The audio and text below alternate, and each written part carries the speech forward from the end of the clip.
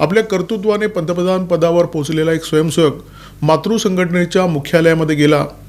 ही घटना महत्त्वाची निश्चित आहे, परंतु याच्यामध्ये आश्चर्यकारक काहीच नाही आहे। परंतु काही लोकांनी या घटनेला, या भेटीला आश्चर्यकारक बनवण्याचा प्रयत्न केला। मोदी त्यांच्या चौथ्या टर्मसाठी संघाच्या मुख्यालयामध्ये गेले होते अशी चर्चा काही लोकांनी केली। काही लोकांनी याचा संबंध मोदींच्या राजकीय निवृत्तीशी जोडला। संघ तब्बल 100 वर्ष या देशामध्ये काम करतोय। असे अनेक लोक आहेत ज्यांची हयात संघाला शिव्या घालण्यात गेली, परंतु संघाच्या विरोधकांना संघ म्हणजे काय चीज आहे हे कळलं नाही। ही बाब 100% सत्य आहे।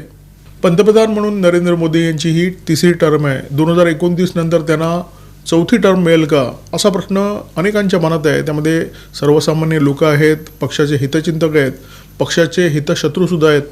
काही लोकांनी भाकिताच्या माध्यमातून या प्रश्नाची चाचपणी करण्याचा प्रयत्न केलेला आहे।